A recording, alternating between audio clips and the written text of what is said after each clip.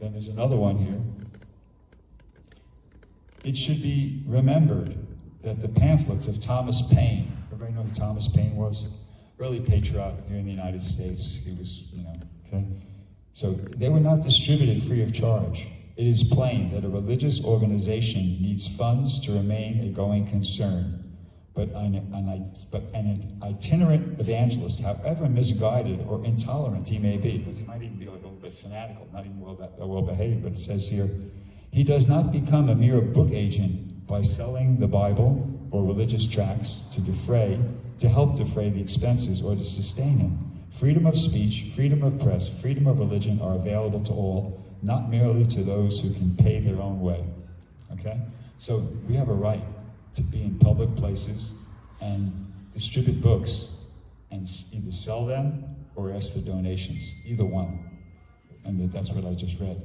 And this is very powerful. It's powerful in two ways. One, it's powerful for me, for the distributor.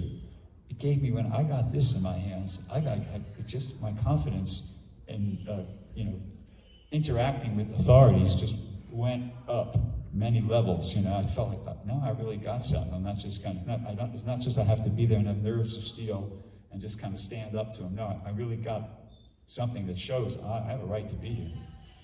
And it's very, and it works on the authorities too. I'll give you an example. This is the most recent example. On the Thursday before I came here, just a few days ago, I was at Hartnell College in Salinas, California. So we got there, we set up our table outside the Student Center building, and apparently we got a couple of complaints, that happens, and some police came out to speak to us, campus police, not like heavy-duty police, and they said, sorry, you can't be doing this, you can't be asking for donations, you really can't be here, blah, blah, blah.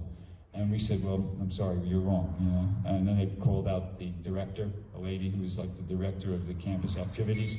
She came, basically said the same thing.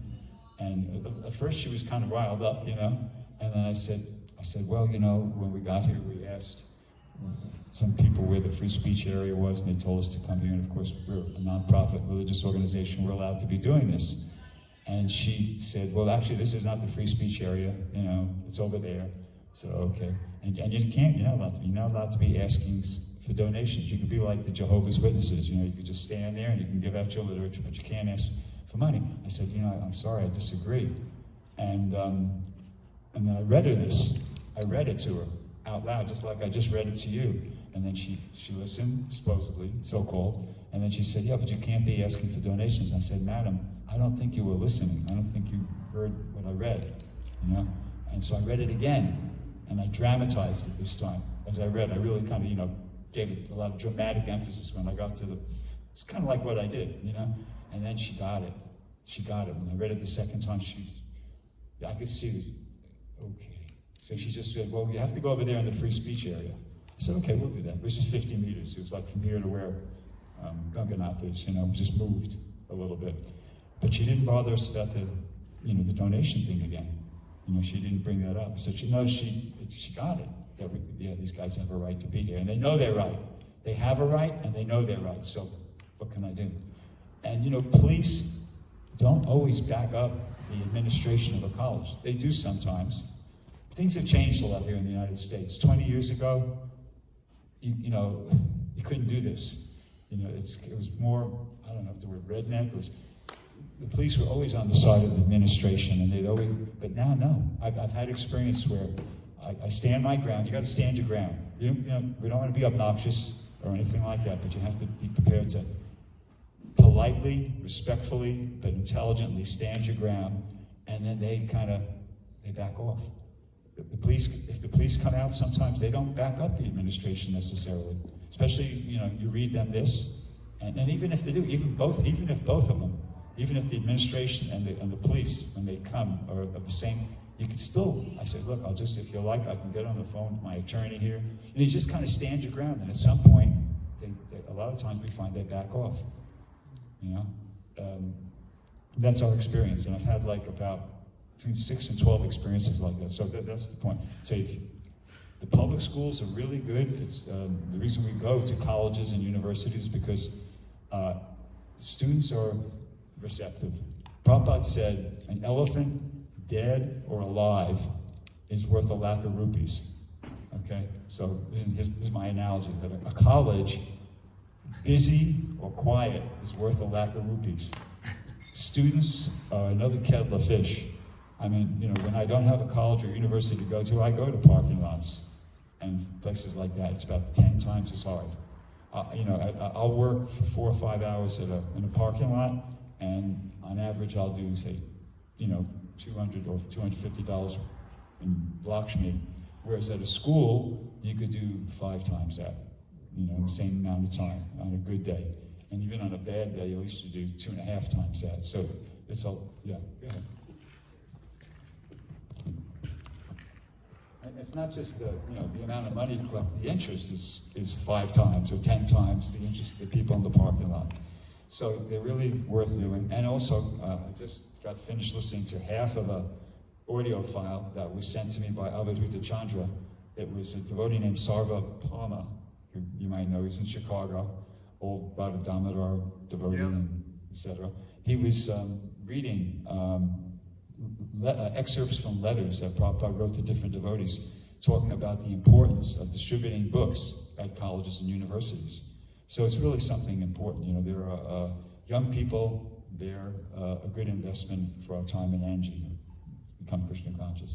Okay, so that's that. So we have schools are a really good venue. We have a right to be there. Sometimes people will contest that. You have that, stand your ground in an intelligent way, and a lot of times you'll find that they just fold, they back off, they cave in, and they just let you do your thing, which you have a right to do, okay? So once I get to a school, you have a lot of books, to be honest with you, and this is kind of, I'm not suggesting that necessarily you do this, but I'm just telling you that sometimes I drive right on the campus.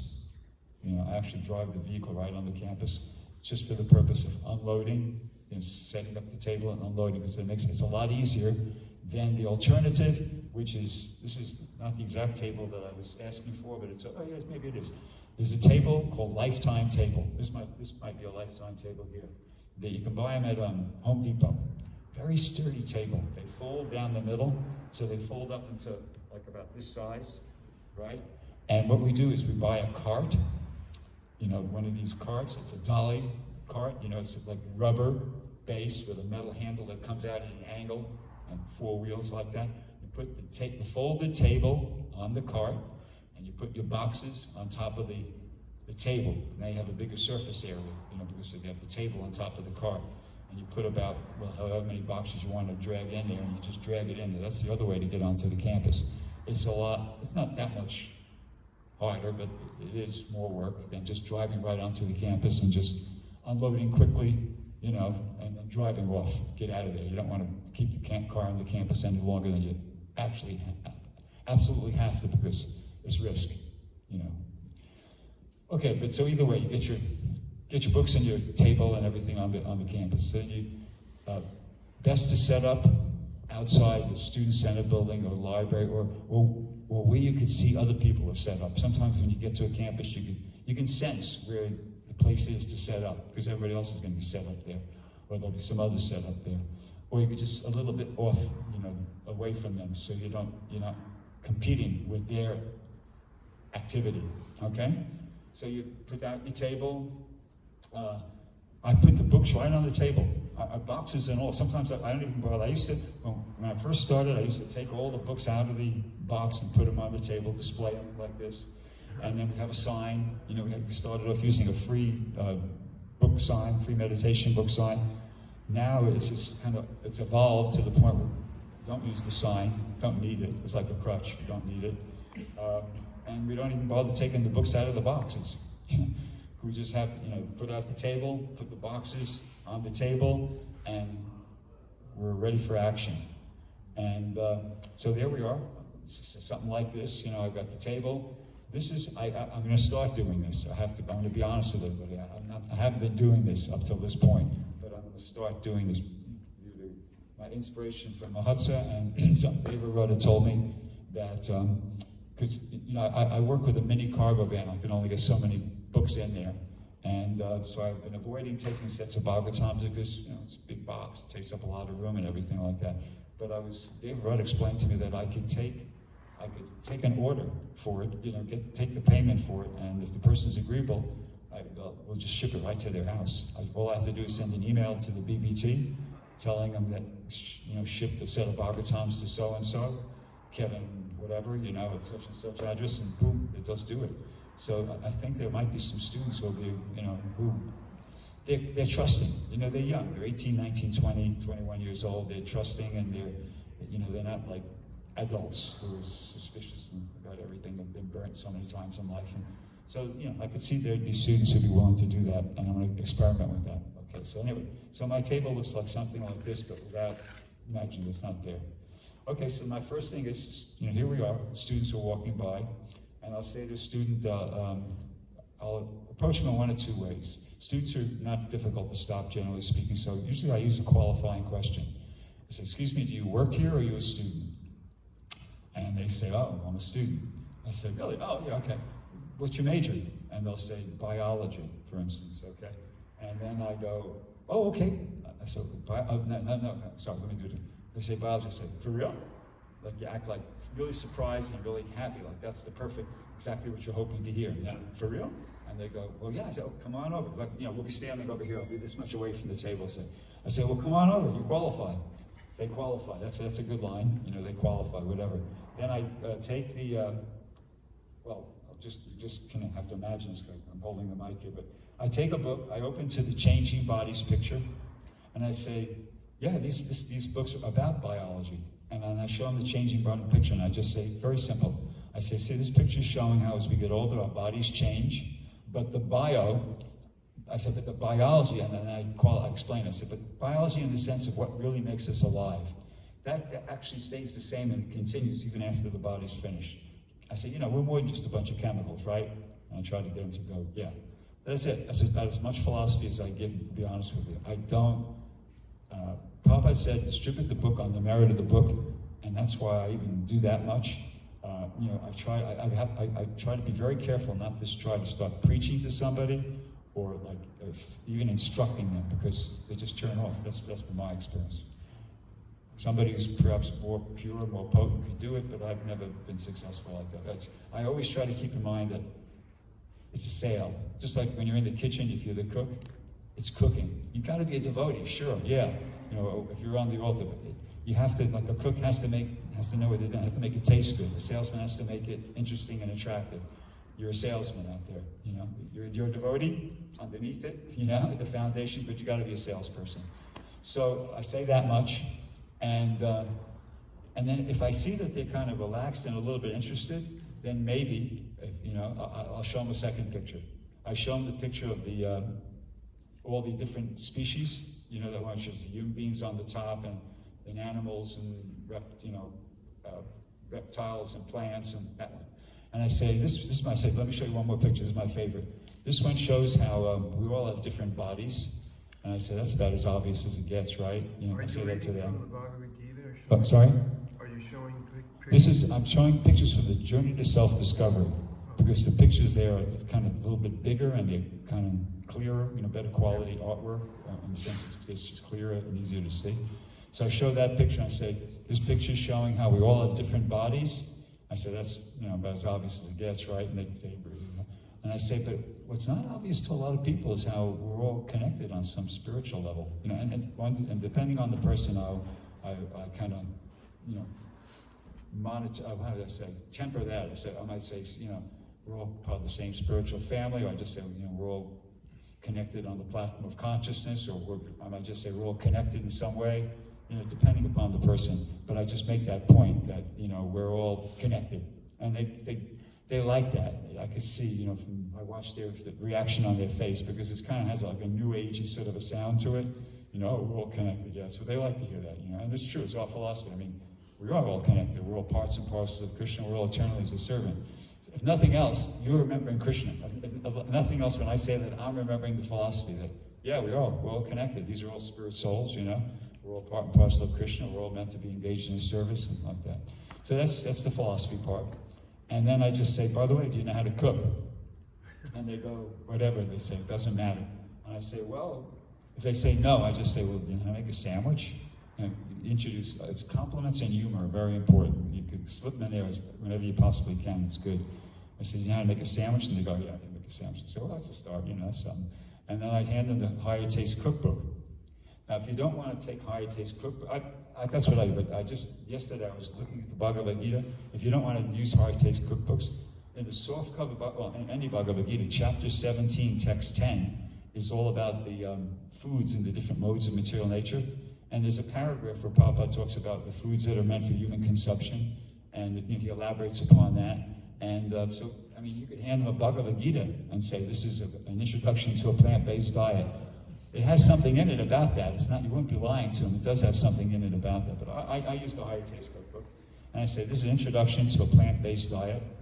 Or if the person looks like really kind of like super conservative, I might just say to a really healthy diet. But, plant-based diet is kind of trendy these days. It's kind of in, so that's a good line. And I hand them that, and so that at this point they're standing there with like a few books in their hand. I've given them a hardcover Bhagavatam, first canto, Bhagavad Gita, softcover SSR on top of that. Now they have the Higher Taste in hand, so they've got 4 books. And I say, by the way, what's your name?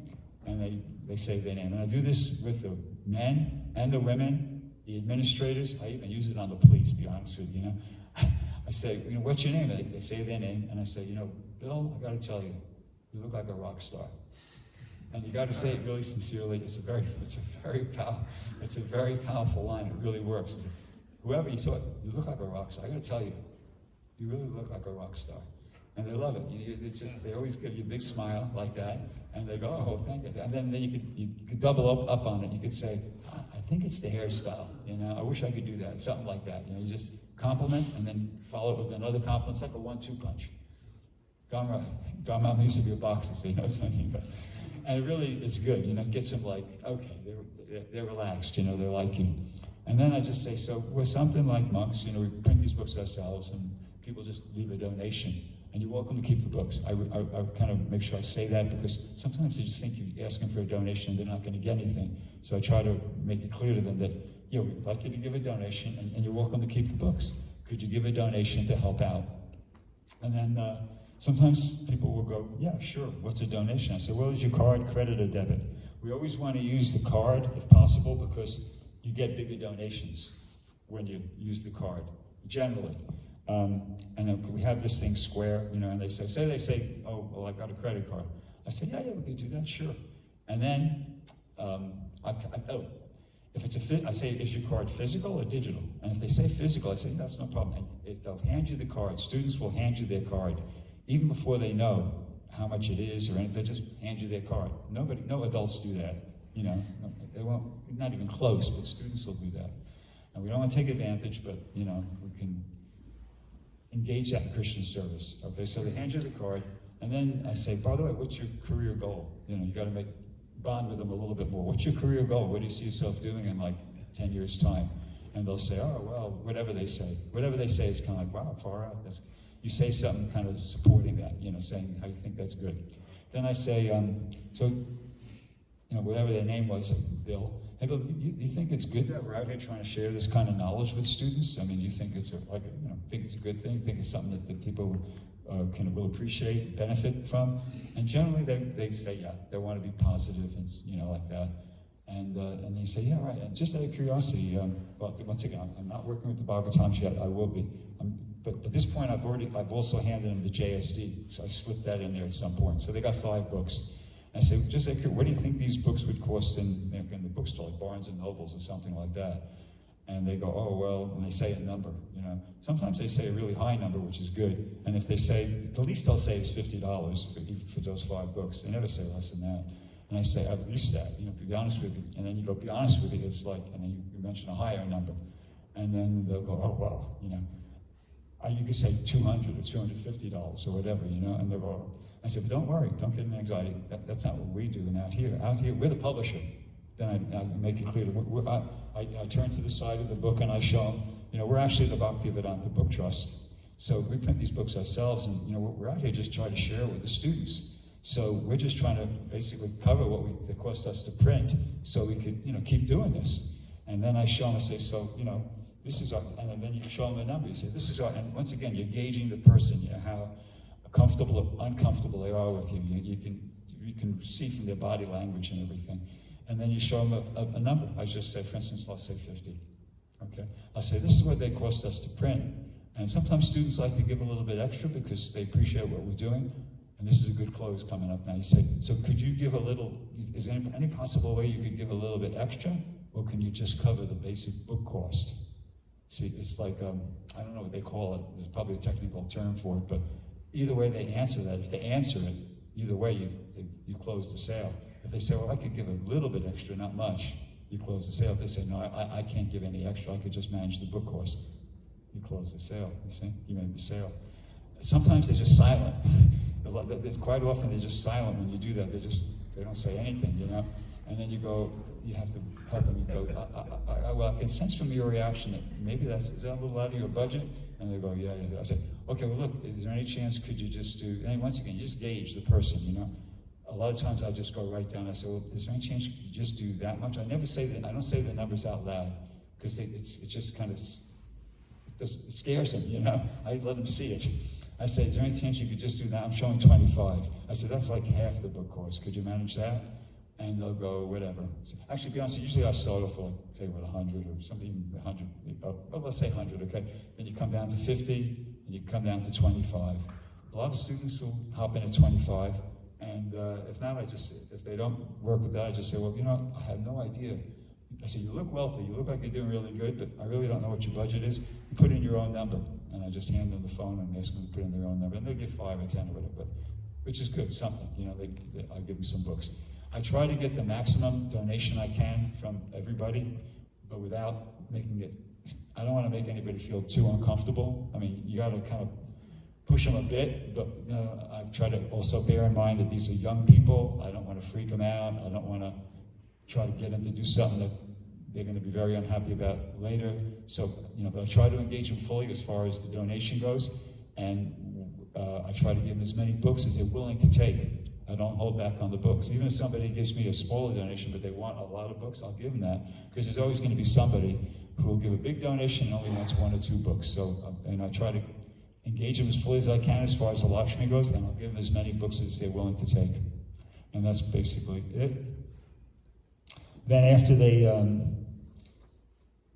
after they got the books, I thank them very much. I said, it's really been a pleasure meeting you.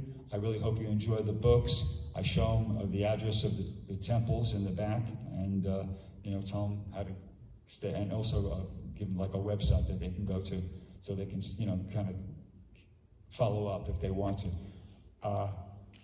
Better than that is to get their information and add them to some mail out or something like that, but I don't, simply because I just know we don't have that. We somehow or another, it seems like it's a very difficult thing to actually make happen, to follow up. We've never been really great with follow up, at least places I've been.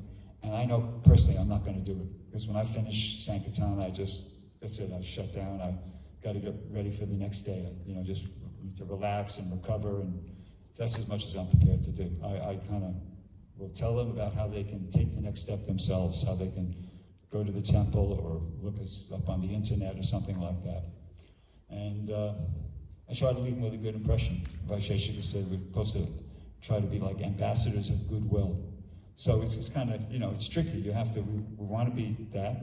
We do want to be ambassadors of goodwill, but at the same time, we have the challenging task of trying to get them to do something that they really don't want to do, which is part with their Lakshmi, But if we do it expertly, I mean, I've had a lot of times when students start off by saying, I could only give $5, I could only give $10, and they give 50 or 100 or something like that. So you can't really listen to them. You just gotta, at the same time, we don't want to exploit anybody, but we can't just listen, take what they say at face value. You gotta do your thing, be a salesperson and try to engage them, and like that. So that's what I do, 5 days a week, 5 hours a day.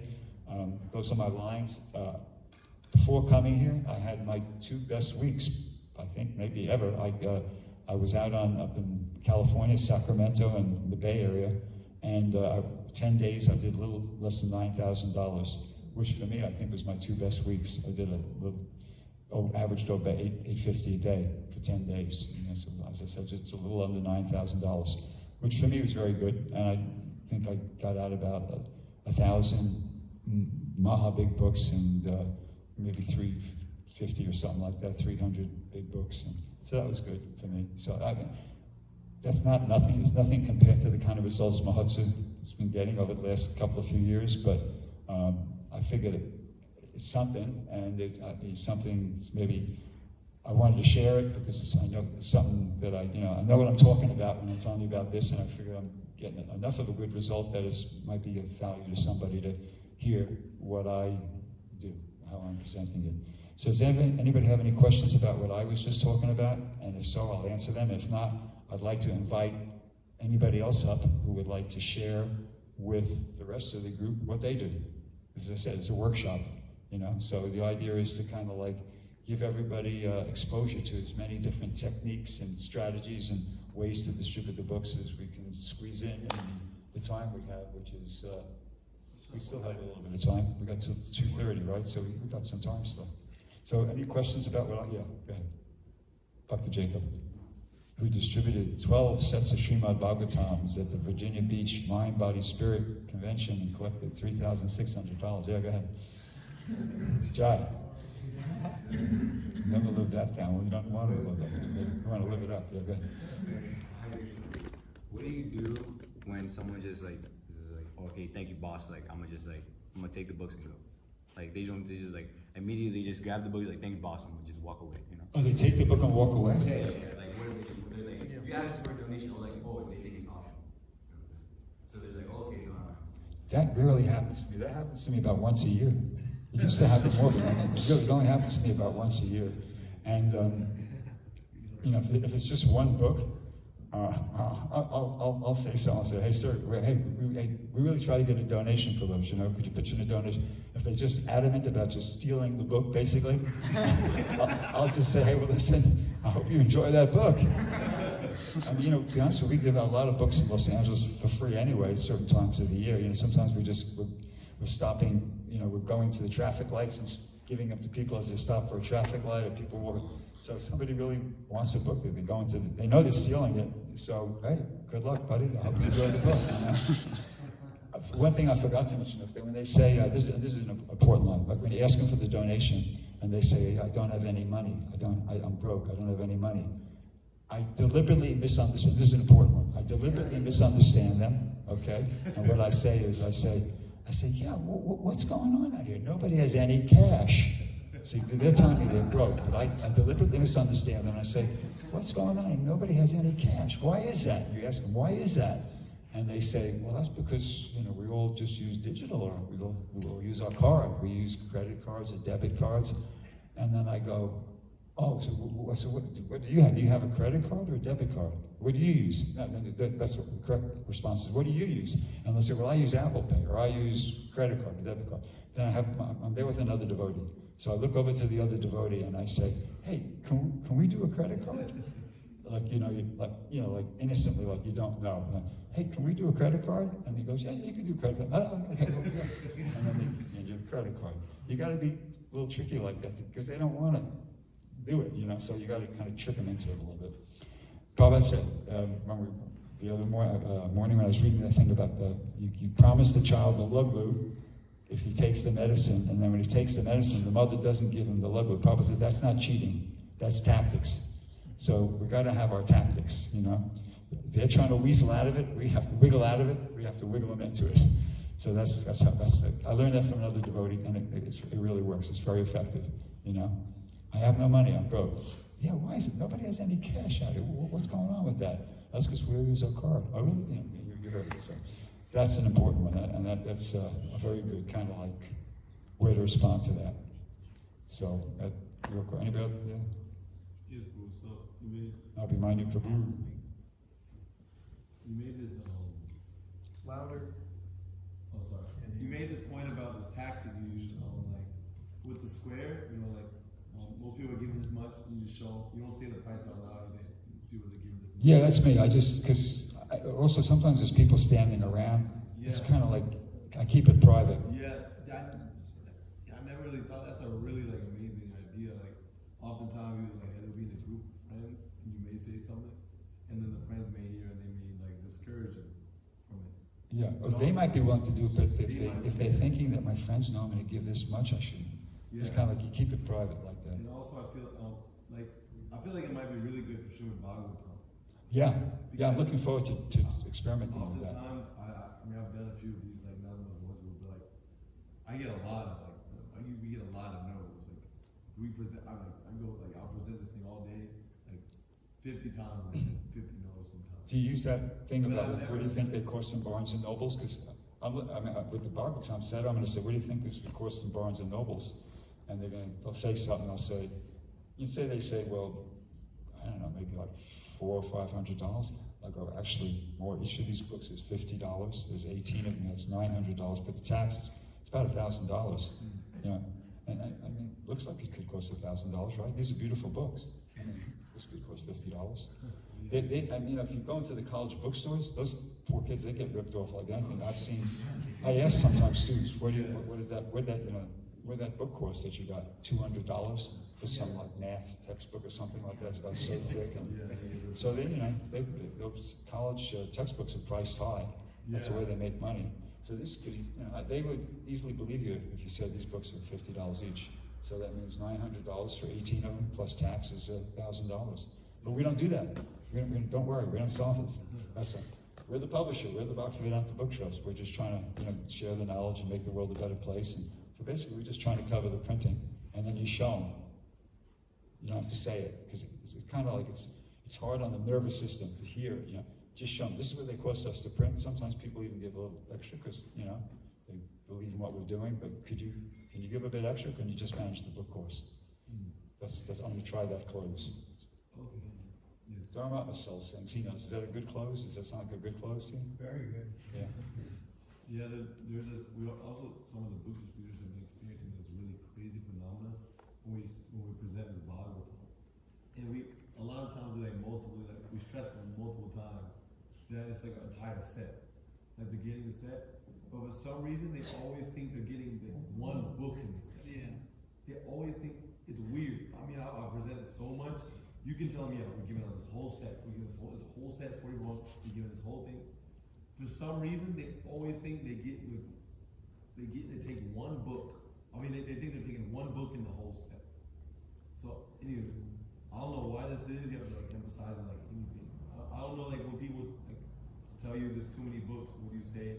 And I don't know if you have like maybe some solution to like making them understand that they're taking the whole set. Because sometimes, well, a lot of That's me times. too. Yeah, and I'm not doing the Bhagavatam. I'm just doing like 5 books, but they think I'm just going to give them one book. Sometimes they don't even think they're getting a book. I think that. Yeah, no, really. So that's why. If you remember, I mentioned when I asked for donations, we're something like monks. We print these ourselves, and people leave a donation. You're welcome to keep the books. I say that so that they try to put that idea in their head that they're getting the books. But still, sometimes they think they're not even getting the book. They're just giving a donation. You just got to repeat it. You just repeat. I mean, you can just make it like really obvious. You can just say, by the way, I just want to repeat it again.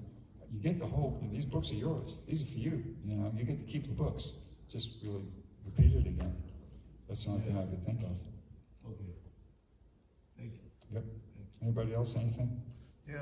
Okay. Do you wear a dhoti or? I don't. I go in pants and shirt, Western clothes. But I don't think it's a problem if you want to. Some devotees want to wear a dhoti and kurta, go for it. I don't think it's these. At least in California, I don't think it would make a bit of difference. You could wear a dhoti, kurta. Fine. It's not. Those days are gone when people are discriminating against you for what you look like. And at least in California, it's anything goes. You could just wear a dhoti, kurta. It might even help. To be honest with you, you should look more authentic. So I can see how it could even work in your favor. But I've just been used to wearing pants and Western clothes for so long that I just continuing to do that. But yeah, you could dress any way you like, I believe. Shaved head, no problem. It's nothing. There's nothing. Yeah. Anybody else, anything? Yeah? Prabhu, we have experience in the colleges that students are a lot more inquisitive than, older people, and they ask a lot of questions and they want to talk about the books before they buy them.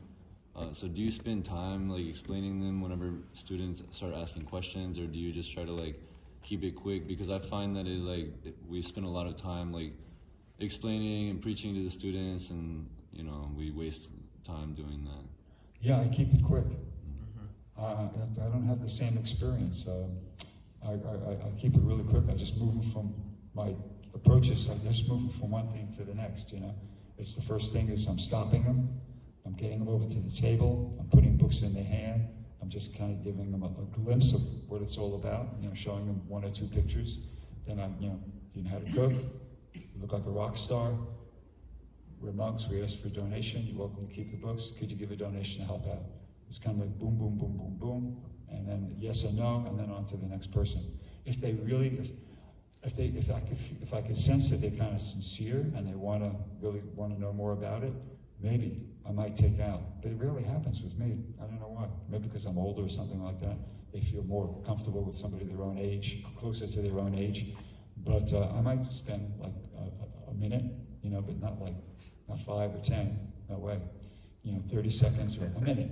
2 minutes maximum, to tell them something more about the philosophy, but that's about it, And if it's a Christian, as I mentioned the other day in the class, forget it. No way. And if somebody tells me in the course of when I ask for the donation, well, I'm a Christian, I'll do my thing right, read them from the Bhagavad Gita, Jesus Christ. There are many examples of devotees of the Lord who risk their lives for the spreading of God consciousness. The favorite example is Lord Jesus Christ. He was crucified by the non-devotees, but he sacrificed his life for spreading God consciousness. Of course, it'd be superficial to understand that he was killed. That's Bhagavad Gita, chapter 11, text 55, the last paragraph of the purport. You actually open up to that page and, you read it to them and let them look at it at the same time while you say it out loud. And for some of them, that and the SSR, there's that chapter, Understanding Krishna and Christ, and one of the articles is Christ, Krishna, and Christians. And in their Prabhupada says Jesus Christ was such a great personality, the Son of God, the representative of God. He had no fault. He wanted to deliver God consciousness, but they misunderstood him or something. But we appreciate Jesus Christ. We give him all honor. And once a group of Christian ministers asked me in Melbourne, what is your idea of Jesus Christ? I said, he is our guru. He's delivering God consciousness. He's our spiritual master. The ministers very much appreciated that. So I might read in both those, or just one of them. And if that works, great. Then, but if not, that's it. I'm not going to get into it with them, about explaining the whole philosophy. Because, I think they're taught. They must be taught because they consistently do it. They have this technique where they ask you, what is your philosophy? And so when they take the book, no, I don't want to read the book. I'd like to hear it from you. It's basically they want to engage you in a debate and hopefully defeat you in a debate and convert you. That's their idea. And they're taught that this is the way to do it. Ask you what your philosophy is, you explain, and then when you're done, you say, well, if that's, now can I tell you about what I believe? And then it's a whole thing. No way. So how do you cut it off? The way I cut it off is I just tell them, I say, be honest with you. I said, hey, I really appreciate your interest, but be honest with you, I've been asked by the people who sent me out here to talk to as many people as I can. Well, it's busy, but if you come back at about 3:30, 4 o'clock, I probably have a few minutes to talk to you then. And if they do, that's happened. Sometimes they do come back. I say 1 in 10 maybe will come back at 3:30, 4 o'clock, and then I'll spend a few minutes with them. Depending on what their attitude is. If I could see that it's somebody who's just really argumentative and just really wants to then I get wiggle out of it somehow then. But if I see somebody who's kind of a little bit genuine and sincere, I'll spend a couple minutes with them. But you definitely don't want to get into a debate with a Christian, especially while there's students walking by. Nothing will diffuse you or kind of drain your energy more than you're standing there debating, arguing with a Christian, and you got all these sweet students kind of walking by you. Yeah, no, forget that. We don't do it. And Prabhu, what's the best time of day to distribute books at a university, and Early. how long do you stay? Yeah, thank you. That's a good question. Practical. This is meant to be a practical workshop, okay? So practical. You got to get there early. If you could be set up at 9 o'clock, that's good. Especially at the community colleges. Students at community colleges, quite often they arrange their schedule that they just go and they take 1 or 2 classes and they leave because they have part-time jobs. If you show up at 11:30, as you're pulling in, you're going to see dozens of cars already leaving. You see? So if you can be there at 9 o'clock, I know it means like on that day you're going to have to miss parts of your program or something like that. But if you can be there, set up, ready to go at 9 o'clock, and you work from say 9 to 2, 5 hours, that's good. You're going to have a shot at having a really good day, because that's when the kids are there. If you show up at you first start distributing at 11, well, you missed a lot of kids. And then you're only going to have like a window of 2.5, 3 hours maximum before it starts really getting quiet out there. The bigger universities is a bit different, but earlier the better, basically. That's the idea. And how many hours you work, that's up to you. But earlier the better. For parking, well, actually parking, at least in California, parking is not an issue anymore. Because after COVID, things have not returned to normal. The community colleges are down to like 20% of the in-person classes. Students showing up for in-person classes, it's 20%, and that might be like a euphemistic figure. It's really a different world, People just, in California, I read on a website that the community college system used to have 3 million students before COVID. After COVID, they lost 1 million straight away, right off the top, 1 million right off the top. And then of the remaining 2 million, maybe like half of those are taking their classes online. So the campuses are at like 1/3 strength in terms of in-person people, students showing up to take a class. And it's really crazy because the same schools, they spent multi-millions of dollars putting up new buildings and renovating the campuses and stuff, and they're empty. So I don't know what's going to happen as far as that goes. But anyway, still they're doing good. Despite the fact that there's only 1/3 of the students that I used to see. If I used to get to a school at 10:30, I'd be struggling to find a parking place. A lot of times I'd have to park off the campus. I couldn't find any space within the structures of the parking lots of the school. But now I show up at 10:30. If I show up at 10:30, I got my choice of a couple hundred parking places. It's really a different thing. I don't know what it'd be like here in Georgia. That's what's going on in California. But the earlier the better is a good rule for that as far as that goes. Yep. Still got, maybe I'd like to give other people a chance to. Go ahead. So Prabhu, also regarding students, there's also impression Speak up. There's also impression as a book distributor that maybe a lot of students may not have a lot of money because they're students and they're young. Is that true, or do you often find that a lot of them have a lot of money maybe that comes from parents? And also, is there a time of the year, for instance, semester when they tend to have more money than other semesters, like spring semester rather than fall semester? Beginning. Yeah, they have more money at the beginning because they have to buy books at the beginning of the fall semester, beginning of the spring semester. Summer sessions, I'm going to experiment with them again this summer because everything beats a parking lot generally. So I'm going to give it one more go. Generally they're so quiet, they're almost undoable. But definitely they have more money at the beginning. But they have money. They have money. I mean, how could as I said, for 10 days, I averaged $850.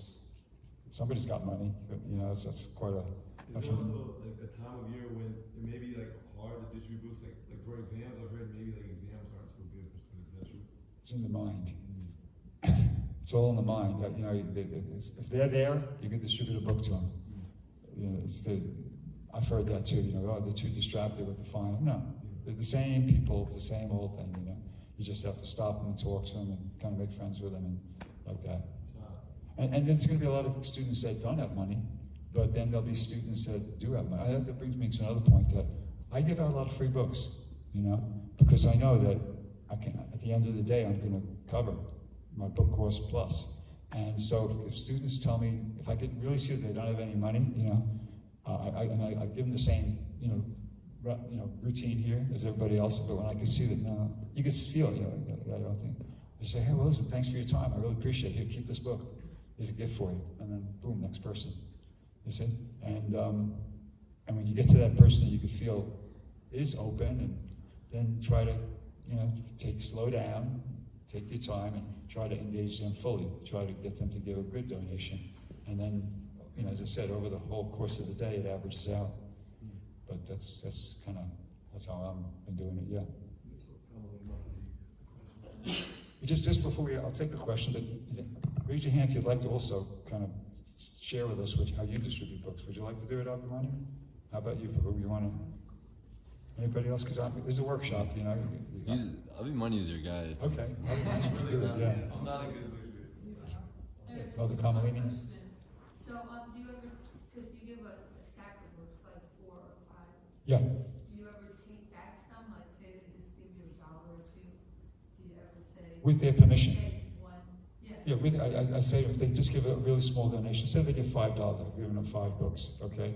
I say, I thank them for the donation, I say thank you, I say, would it be okay if I don't give you the whole set? And they're, oh yeah, sure. No, then a lot of times I say, I didn't even think I was going to get a book, But I say, no. Let me give you the 2 best books or something like that. And I'll give them Sula Bhagavad Gita and the Srimad Bhagavatam 1:1. This is usually what I do if they give $5 or even $3 sometimes, because whatever. But with their permission, yeah, you could take back some books. But if they say, oh, can I have them all?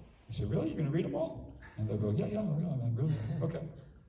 Because it's rare that you get somebody that's, interested to read the books even, that wants the books. So if somebody tells me, this happens 3 or 4 times a week at least, like somebody give $10 and I'll give them like 5 books. And can I have the whole bunch? I said, you going to read them? Said, yeah, I'm really interested. Okay, here it is. Great, go for it. No problem. All right, hold it. Do you have sometimes any follow-up about, like especially if you meet somebody who's pretty receptive, Yeah, giving speaking them to the an mic then. invitation to the Sunday feast, giving them any Yes, I think I mentioned that. After I do the sale, I thank them, and I tell them it's been a pleasure meeting you, and I open to the back of the book, and I show them the address of the LA temple, or if I'm up in Northern California, I'll show them the address of the Mountain View temple, or the Berkeley temple, or whatever. And I say, this is the temple that's closest to you. I'm from down in Los Angeles, but this is the temple that's closest to you. They have programs on the weekends for newcomers. If you go there Sunday around the middle of the day, you follow, you hook up with the people that are there. And I say they're really friendly. Don't worry. You can just come dressed any way you like, and bring some friends if you like. It's all good, like that. And I show them the website, that they can kind of go on the internet and find out more about us like that. That's as much as I do. But it's good to do more. I'm not saying that's ideal. That's what I do. But I think if somebody could take their email address or phone number or something like that, that's especially if it's somebody who's given a nice donation and you can see that they're really kind of showing an interest. Yeah, keep in touch with them. But it's it's work. You got to bring them up. You got to follow up is it's another service. Yeah. Hare Krishna. I've got a couple of questions. Sure. The first one is, do you have any other qualifying questions for when you're not on the college campuses? So not specific to students? Well, off the top of my head, if I'm in a parking lot. In a parking lot, I start off with a compliment because you're dealing with adults mostly, and they're kind of like, it's a different kettle of fish. So if I'm in a parking lot and I see somebody, I wear a hat, usually. And if I was approaching Prabhu over there, I'd say, sir, I really like that hairstyle. I really like your hairstyle. And I pull off my hat and say, I wish I could do that. It's like, to compliment them and you make a joke about yourself. So it's kind of like 2 things. It's the same thing. You put them up, you put yourself down. So, and that breaks the ice. That breaks it. But with the women, with the men, it doesn't matter. That breaks the ice. If nothing else, they can see that this guy's not. He's friendly. Because on a parking lot, somebody's walking up to you in a parking lot. It's an unusual thing. So they're apprehensive. They don't know, is this guy safe? Is this guy a nut? Is this guy going to just badger me for some money? So you have like about 3 seconds. You have a window of about 3 to 5 seconds to give an impression that you're okay. You're a normal person and you're kind of good guy, Madam, I really love that hairstyle. I wish I could do that, you know? And then they relax and smile. They say, so you don't work here, right? You're just shopping. That's my qualifying question. Same sort of thing for the parking lot. You don't work here, right? You're just shopping? Yeah, I'm just shopping. Okay, then you qualify here. Hand in the book. But start off with a compliment. The compliment's more powerful. I don't use it to start off with the school because it's not necessary. And it's kind of like medicine, you know. If somebody doesn't need medicine, don't give it to them. Because the compliment kind of makes things a little bit lighter, jovial, less serious. So with students, it's kind of good to keep it kind of, you know. I'm older, you see, so they feel like, I think when they look at me, they think this guy's a professor here or something like that, you know. So if I start joking too much right off the bat, they don't take me as seriously. So since I don't need to be joking with them, I don't. I keep it kind of serious, sober, somber, you know. But in the parking lot, I got to do that, because if in the parking lot, if I just start off by saying to somebody, "Excuse me, you don't work here, right? You're just shopping." They just go. They just ignore you. They just blow right by you. They don't have any. They don't have any problem just ignoring you and just walking right by you. But they're humans, after all, so, you know, they have a mind that has the same conditioning. So with the compliment, for some reason, I practically never have anybody just ignore me with the compliment. Practically never anybody. And, you know, you meet all sorts of people in the parking lot, but and you don't have to just do something with the hair. You just look at them and you think about something that's kind of impressive about them. Like, say a person's well-dressed, say, "Sir or madam, I really appreciate your professional appearance. You know, you look really good. You look really smart today." You know, something like that. Just whatever you can feel like you can compliment them on, compliment them. And don't just say it like mechanically, you know, I like professional appearance. No, you gotta hand it up. You gotta do a whole thing, you know, whole song and a dance, and they'll respond to it. And then you kind of do the qualifying question and get on with it. And then it's the same thing. It's just the same. Once you break the ice, once you get your foot in the door, the rest of it's the same. You know, something about the book. You know how to cook. We're monks. We don't print these ourselves. We ask for a donation. Blah blah blah. So quick. And on to the next person. Thank you. Just on that, when you spoke about the student, you asked them about biology and you connected something that you kind of found a common ground between them and the book. So how would you do that for non-students? For a non-student? Okay, thank you for a question, actually. With the students, there are all sorts of different majors, and this is where you're like a little bit creativity has to come into it. If they say biology, you know, I say, this is about biology. But what if they say like fire science, you know? And I might say, what would I say? I say, well, this is about inner science.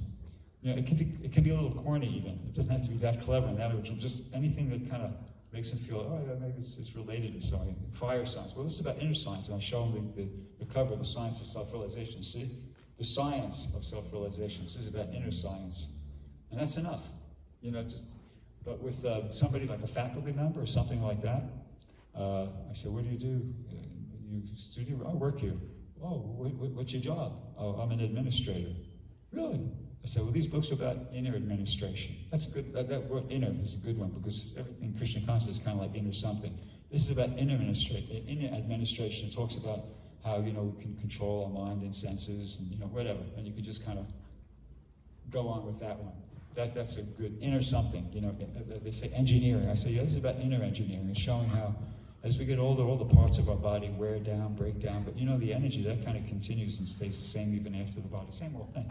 It doesn't have to be like a great, super clever, brilliant kind of line, but just something that they can feel like, oh yeah, okay, that's interesting. You know, it has something to do with what I'm. That seems to work. Does that kind of answer your question? Yeah, thank you. Just one final one, if that's okay. Sure. How do you deal with those that are interested and want to take the books, but only if they're free? When they realise there's some Lakshmi donation involved, they're like, oh, I only want it if it's free. Otherwise, you can have it back. But there's some genuine interest at the same time, and they do have Lakshmi. I double talk. Start off with, if they say, oh, I'm really interested in the books. I thought it was free. I say, yeah, no, the books are for free. We just ask people to give a donation. You go, oh, okay. I've had that work, to be honest with you. I said, yeah, no, we're not selling these books. These books are free. We just ask people to leave a donation to help us out with the printing. Because, they're being ridiculous. How can I give you 5 books like that for free, So they're going to be ridiculous, I'm going to be ridiculous back. Yeah, the books are free. We just ask people to leave a donation to help us out with the printing. Oh, okay, in that case, yeah, and they're going to give some. And if they insist, no, but I don't have any money. I say, well, then, if I think that there's a chance, I might go, yeah, nobody here has any cash, that line, But if I think it's a waste of time, I'll just say, well, okay, yeah, sure, I'll give you a free one. And I'll give one for free. I'm not going to give them all 5 for free, but I'll give them one for free, sure, why not? Matsu, before you go, come on, you want to get up here and show us what you say? I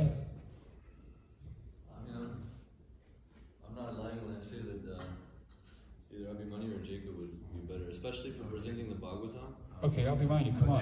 I know you're not shy. I was with you at the airport, so I know you're not shy. Mother Kamalini, anybody like to come up and just share with the other devotees what you say? Anybody?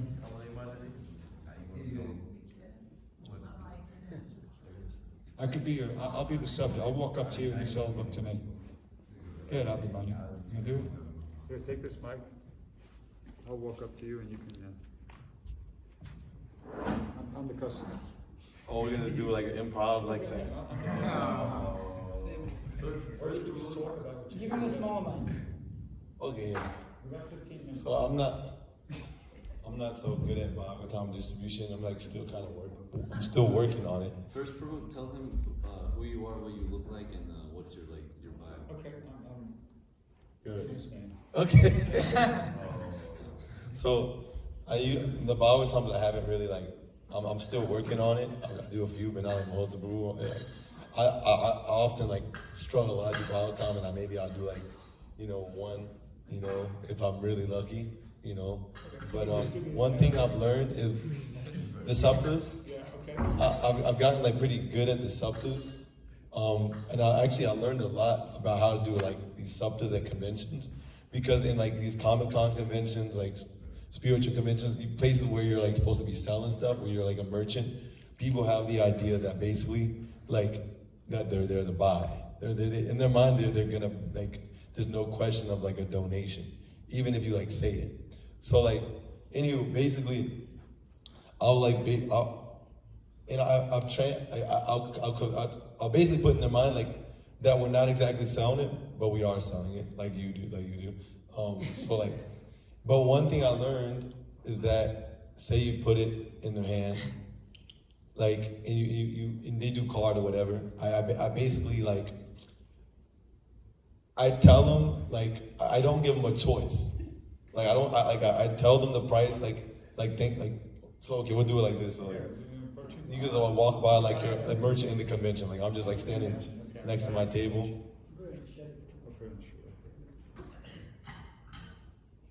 So a guy at a convention, he's going from booth to booth. Yeah, we're going booth to booth. My man, how do I get my hair like yours, bro? Hey, you like knowledge, man? You like knowledge, bro? Yeah. Yeah, check it out, man. We're monks, travel. Okay. Ancient wisdom to help people in the journey within, okay? Oh, a lot of it. You like knowledge, right? Yeah. Read these books. You don't sell them in the bookstore. Actually, I don't sell at convention. I say, read these books. They're awesome. In the bookstore, the wholesale costs $200. But because we're non-profit, they just cost us $59 in print. We don't say donation at the convention. We say people just throwing something to help cover the printing costs. If you can help out, we'd be very grateful. Oh, yeah. Should I just take one book? Oh, no, bro, read all these books. We're giving these out. We like to give sets, man. They're really amazing. Just take the books, bro. Like I said, we don't sell them. People just throwing something just to help cover the printing costs. That's a lot of books. I know it's a lot, bro. You don't have to read them in one day. Just read these in one lifetime, okay? They're really good books. Okay. If they're just throwing something to help cover the printing costs, we can support. We're super grateful, man. All right, you take card or Apple Pay, man? I got cash. Cash? Oh, we're monks who clean. Do you have a card that helps us a lot? Okay. Are you scared of $20? Okay, card. No. Keep. Take the books. Take the books. I tell you what, you can do cash. It's fine. Okay. Take the cash fine. That's fine. Like I said, 59 comes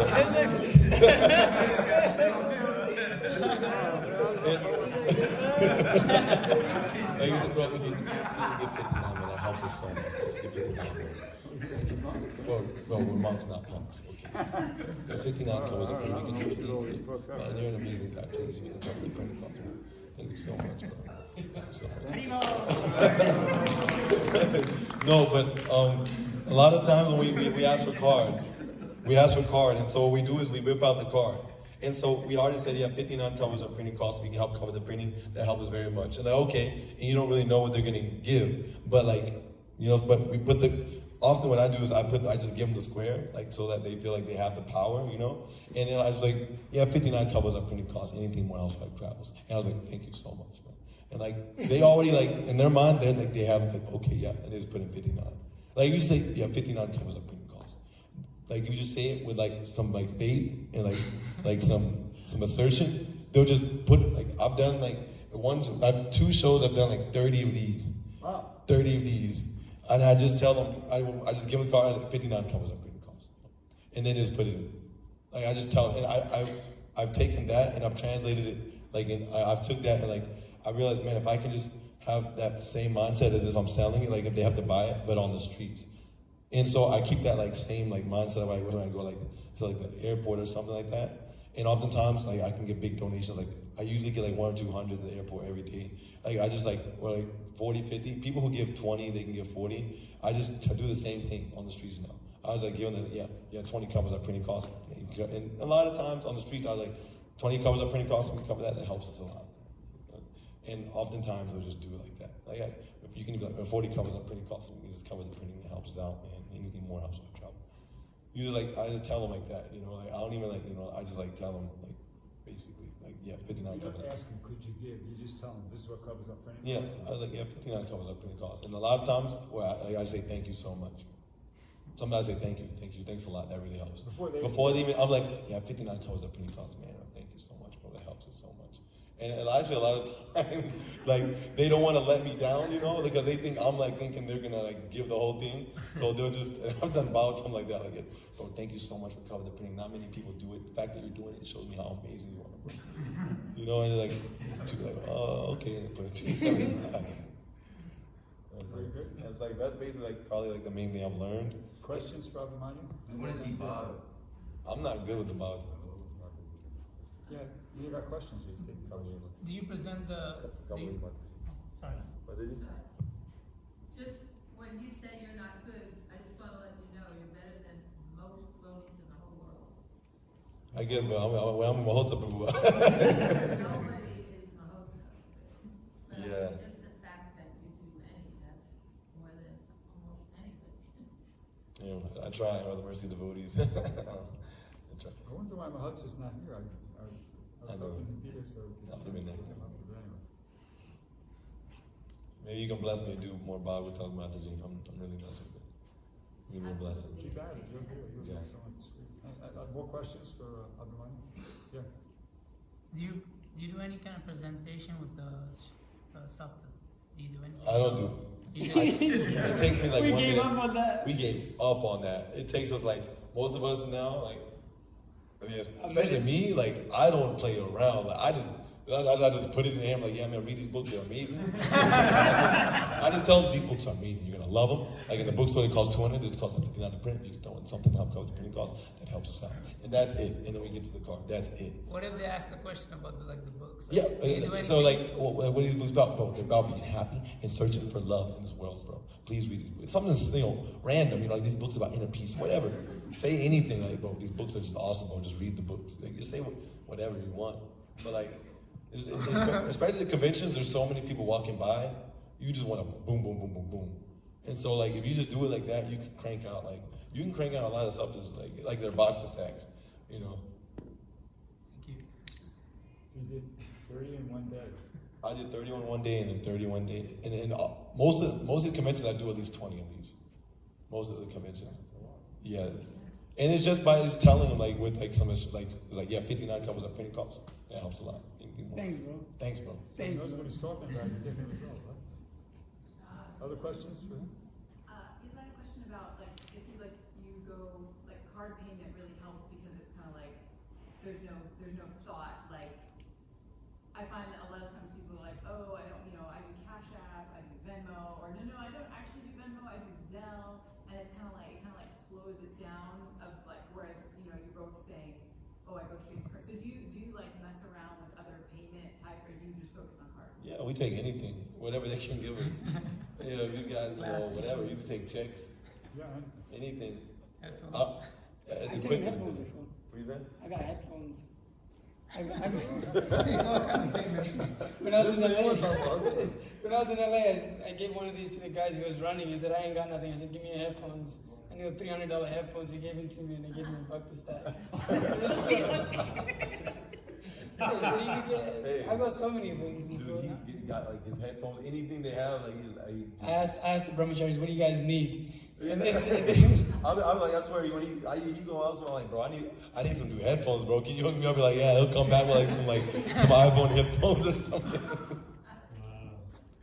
But we take anything, the quicker the better. I don't like Zelle so much because it takes so long. But Cash App, Venmo, Apple Pay, whatever. Apple Pay is nice because it's not really their card, and still it's like, so that's really the good. phones take tap now. Yeah. There's- Yeah, so the tap's good. But Cash App's cool. Tarish. What's name like an instance like where it was like one of the worst like situations you ever been in, I don't want to name the worst situation I'm in. Yeah, probably Miami. I'm not gonna name the worst. Can you explain like one story, at least like a subject story? I don't know. I'd rather hear Brghupati Prabhu talk about the worst situation. no, I don't have to go to the worst situation. I don't think anyone wants to talk about the worst situation. Trump rally. Worst I wasn't there situation. for that. Trump would talk about the Trump rally. I mean, we're just there, and we're at Trump rally, we got these Trump hats on, and we look ridiculous. We got dhotis on, and we're out there, and it doesn't make any sense to them, and we're trying to distribute books, and we were all struggling, and that's the first time I saw Mahotsa Prabhu struggle. I was like, oh my God, he's struggling, then I'm happy. It's like, if he's struggling, then Hey, what can I do? Yeah, he can't do anything. Yeah. If he's struggling, because you see, we've been to just like the South, like the deep South, and Mahotsa will walk out of the van and do 5 Saptarishi sets, and he can't even do a couple of bhakti stacks, and he's sitting there like, what's going on? And so we're talking, but Mahotsa Prabhu's on a complete. I mean, I was just there on a convention with him, and I don't know how he does it. He gets big donations. Big donations. I saw him get $2,500 from one guy, Westerner, just on the spot. And the next day I saw him walk up to some. It's like the end of the day. He just walks up to a booth and goes and gets $2,000 from someone. He's just his conviction is on a different level, and he's able to just give him Bhagavatams. And I'm standing there and I'm using the same lines, and I know all the things that he does. But it's he's on a completely different level of conviction. So I wish he was here to explain some of the things he does. I know how he gets these donations. With the Bhagavatams, one important thing that I saw Mahotsa Prabhu do was actually show. What we did was, this one doesn't have it, but the other version has all of the pictures, and people love that so much. So we would display one like this, and then we displayed one on the table with all of the facing back, with all of the nice paintings, and people immediately, before even they look at that, they look at all the paintings. Oh, this is really amazing. You open up a book? No, because the other version, The cover. the old ones in the back. Yeah. On the back, they Yeah, have bigger these pictures. big. He's gonna bring it. These really nice paintings of all the cantos in every canto. So we'll lay them out on the table really nicely, and then we'll have to show that they're getting the whole set, and then we'll show these are all the books. And so it was just people were really impressed by seeing that I sold a set to a Christian. He came up. He was a theologian or something, and he just looked at the books and he looked at what is this? And I said, oh, this is Bhagavatam. You should take it. I just talked to him about it for a little bit, and he was like, yeah, okay. And then he just $350. There's another couple, this other guy, he came up, he's like, I like to study a lot of things. I was like, hey, this is all of the Vedas put into one. It's like all of the philosophies of the Vedas put into one book. We like to study a lot of things. You take all of this, $350. And other people walked up and they said, you know, I've been studying this, and Mahotsa Prabhu, it's just, I saw him like convince them. I talked to them for a good amount, and then they were like, I'll come back, and Mahotsa Prabhu was like, no. I was like, oh, what's going on? And he just stopped him and he said, no, you've come back so many times in this material world, birth, death, you've gone through so much, now you have opportunity to take it. And he's just there and spoke to them. So, no, this is, well, the other ones we have is bigger. So it's like got all of these pictures. Like on the back of every single one. And then a lot of people that are interested, they'll know Shiva, Kali, and all of this, and we'll kind of go, look, you know, this has all of the pastimes and has all of these things. It's Indian people, though, right? No, Westerners. Really? Yeah, they know Shiva and Kali. Most of them do Ganesh, Right. especially some of these spiritual conventions we work. So. What kind of things does Mahotsa say to be able to, you know? It's pretty wild. The thing is, like, with him, he has a set of things that he does. He specifically shows them inside of the book. And he shows them that, oh, you know, they're written in Sanskrit, and the original language is preserved, and that they're translated, and then he'll show them the back of the book, and show them that all the, you know, the Devanagari, how you can learn the language yourself. And he'll go through that with them, and then he's also he's really spontaneous on books. Like, oftentimes he'll teach lines, or maybe like, at least back when I first joined, he was like using lines more. But it seems like he's tapped into this, like, the different like level of Divya Gyan at this point, and he's able to just say the most like far out things according to the person, and say the most like random things you would never even like dream of. And people are like just absorbed in what he says. Like, he can say like the most foul thing to look at him with a straight face. It's really crazy. Like, you can't even imitate what he does. You just have to see. But yeah, I mean, like, a lot of times, and especially since I've seen him, he just says like, he's inspired. Like, he just like mixes like Bhagavatam with like different things, and he just says stuff. You know, like he'll just say. He'll tell them straight up. There's no like. He'll be like, look, this is written by Vyasadeva. Just like a person, he don't know who the hell that is. Yeah. Here you go, bro. Like, this is written by Vyasadeva. See this right here? That's Hiranyakashipu. See, that's his son right there. And if you look to the back, bro, he's killing him, bro. Or something crazy like that. And I'm like standing there like, does he really understand? And then he'll open it and he'll go, oh, where's the first canto at? I don't know where the first canto, but let's say this is open this.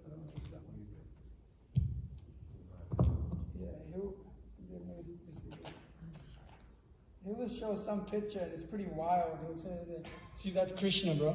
And that's Brahma. You see, he's getting knowledge. He's in a lotus flower. He just got born or something like that. And the guy's just thinking, like, what are they thinking right now? I have no idea. And he's very straightforward with them. He doesn't hide anything. He's like, this is Krishna and this is about Krishna's pastimes. And then he's like, yeah, okay, so take the whole thing with you, bro. Give $300. That's all. And he was just like, most people, it cost us like $3,000 to print, $5,000 to print, you know, at the store, but people we print them ourselves, people are just giving $300. Or can you please give $300 to help us?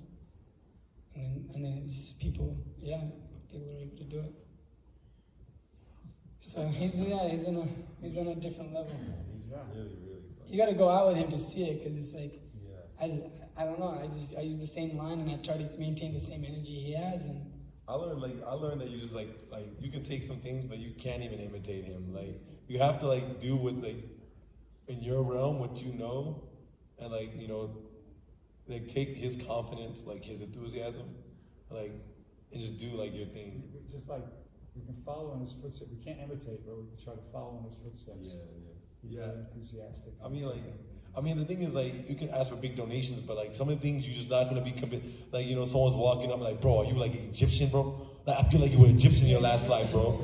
Like, you wouldn't be like, some people with you, like, they were like, you know, like, you wouldn't say that to like, just like, you think they wouldn't take a bow time, like, you mess with me or something? But like, they're like, yeah, like, whoa. Yeah, I really feel like that. You know? One thing I learned from him is that you have a lot of fun in book distribution. So like, for me, when I go out there, it's all about having fun. It's like when I go out occasionally now, I don't go out so much, but when I go out there with the devotees, it's like I just want to have fun. And so like, I learned from him, you can say wild stuff and just get away with it, and it's okay as long as you're having fun. So sometimes I'll use lines like, "You look like my black mama," and they love it. I don't know why. They really like it. And I don't know. I don't think most of the people can do it in here, but like, I get away with it. Or like, I do some wild stuff. We generally say we compliment their hair. Like, how do I get my hair like yours? That's like our classic line. And then I speak gibberish to them. yeah. I don't even speak gibberish. They'll get far away, and I try to call them because a lot of times they won't come. I'm like, excuse me, like, do you know where the casting? Cause I was a Paxton, I don't even know, like, and they're like, what? I was just trying to find the kids, and like, you know what's the casting in the back? And they get a little close, like, yeah, man, I love your energy, man. And a lot of times I ask for a donation. And then I'm like, I'll just ask like, no one ever gave 100, you know, can you give 100? And they're like, sorry, I can't. And then if I want them to give a certain donation, like, cause often they want like, you know, sometimes like, can you at least give 50 to cover the printing costs? Sometimes they don't want it to cover the printing. But like, I just say like, can you do 50 just for the casting? And then like, or like just for the case of me? And then they're like, yeah, okay, no problem. Like, cause they don't know exactly, but like the way when you say it with determination, they think it's for a good reason why they're giving the 50. So a lot of times on books, I don't speak English to them. I swear. I do it a lot. No, I just like mix like a little bit of English with like a bunch of nonsense, you know? And like, it works, like, it worked. Not really. I did it as a comedy, actually. I used to mess with people like that. I used to just do that. Like me and my friend, we would like, you know, after church, we would just like drive to like Walmart and we would just like walk to the people and speak to them in gibberish. So now I do it.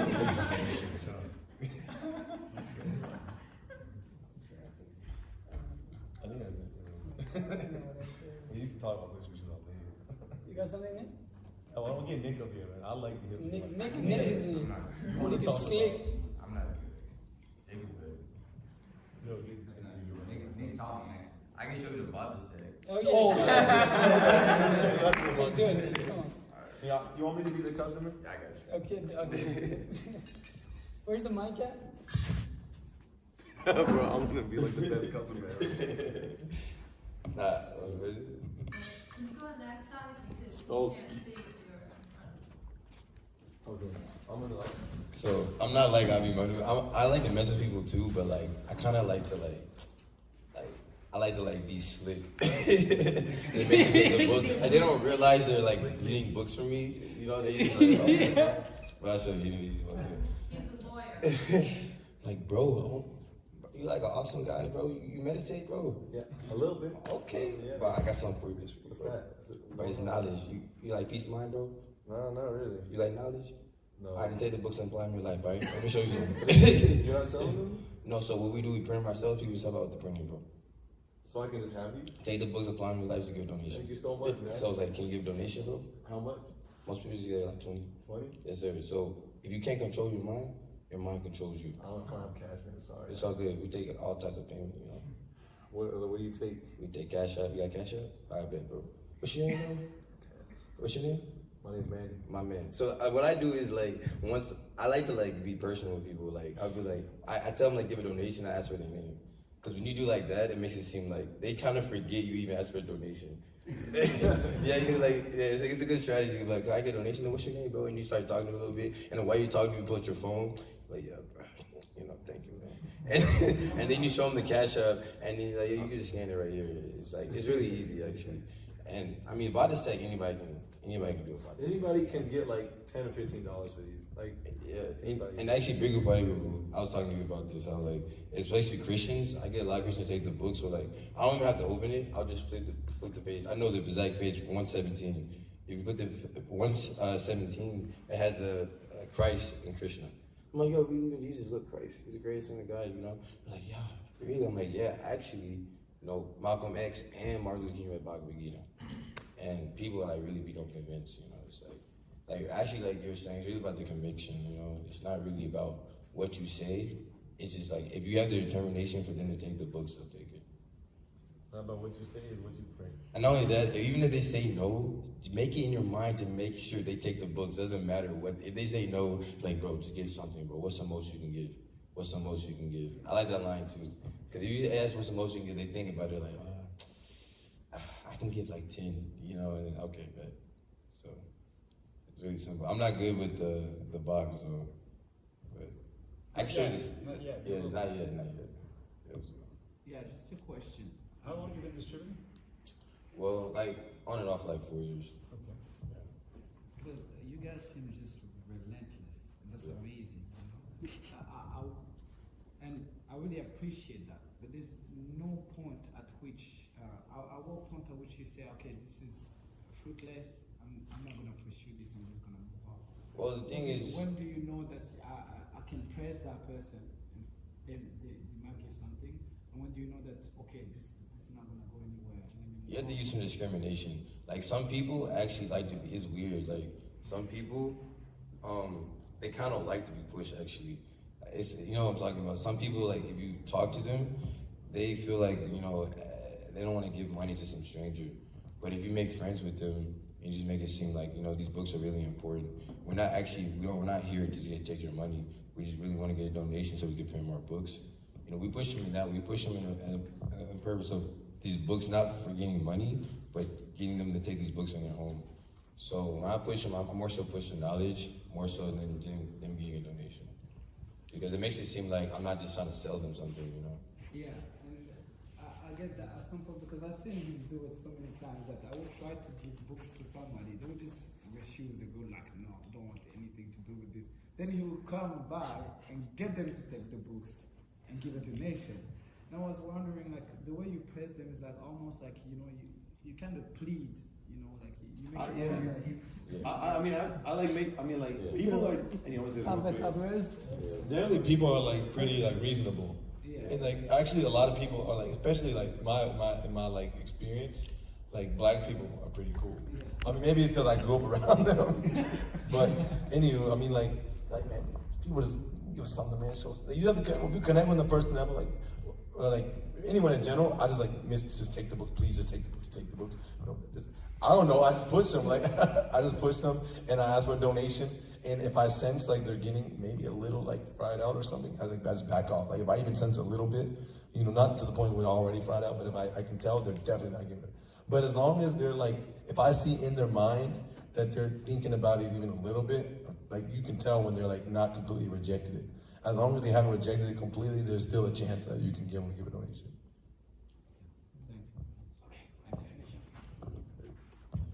His Grace Brghupati Prabhu Ki. We're going to stop now. Was this good? Did you find it helpful? Yes, really. So this is the last day of the Sankirtan Festival, but a lot of you are going to be here, for some days to come. This is like a core group, basically. So we could do more if you like. Maybe let's try to get Mahutsa to kind of give us a bit of a demo here in the next couple of days. See if we can achieve that. That'd be great. Okay, thank you very much. Srila Prabhupada Ki Jai.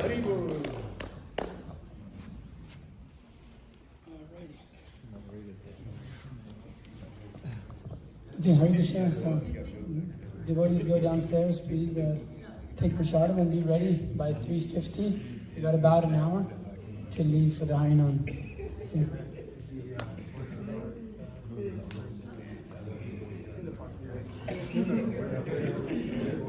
Okay. Oh, the devotees about to put up the shuttle. You were driving there, right? Yeah. He's gonna put it up. I'm gonna leave right now. We're taking lunch now? Yeah. I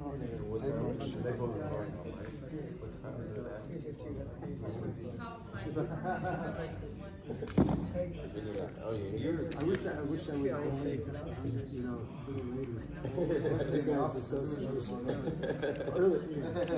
You're like the pioneer. You set the stage for everybody. I was never a real suffering because you go into airports and what we mainly did was rock concerts and football games, so ended up being more paraphernalia. Someone give them a small book, give them something they ask you, what's my contribution? This is historical. It's really amazing. trying to do that. But she said that From my experience, it seems like a lot more people are spiritual. yeah. People are more they're more spiritual. So the thing is, they're like kind of confused. Right? So, like people are straying away from it. Like you said in your day, probably a lot of people were Christians. Yeah, they were problematic. But now with the advent of yoga and meditation, big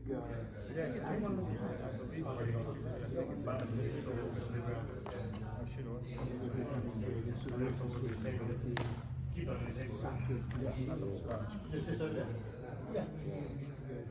You can take these two. Put it over there.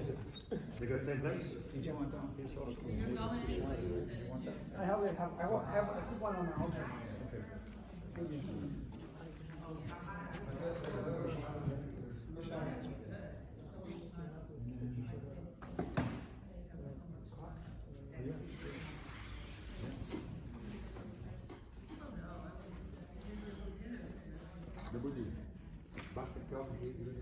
No, I gotta call. I haven't been able to find him today.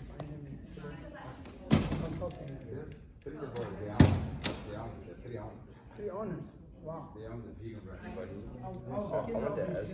He's here for another day. Sometimes, like my books be a little fruited, meaning like I'm going and then I'm only concerned about like the scores or whatever. Is that a bad meditation where it's like I just want to get this amount of books out today, and then like you kind of just constantly meditating on I want to get this many books. Like when does book distribution start to get fluid to you? Prabhupada, to a certain extent, was into competition. Devotees would tell them what they did, and so it's not like Prabhupada was totally not into goals and numbers and stuff like that. But it's different than that, but simultaneously full self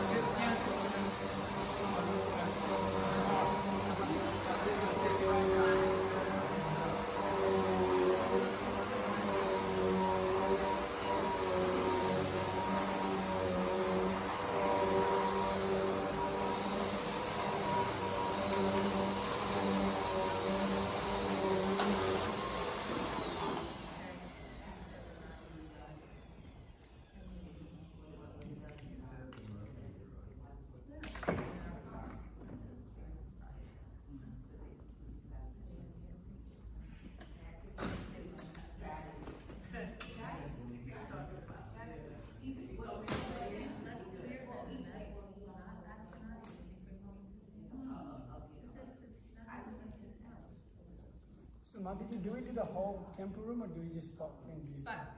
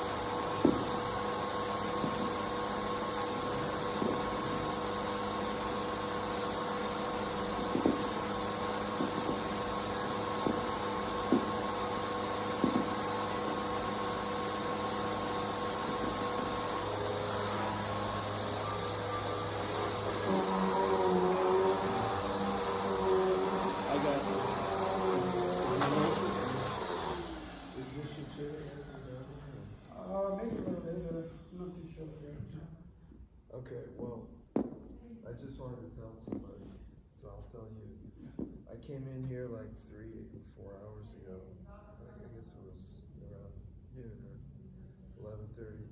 There's like all these lights on. There's 2 lights in each one of these. I turn them all off. And the lights here, they need to be on. And it's a lot of electricity. Yeah. Generally, we don't have them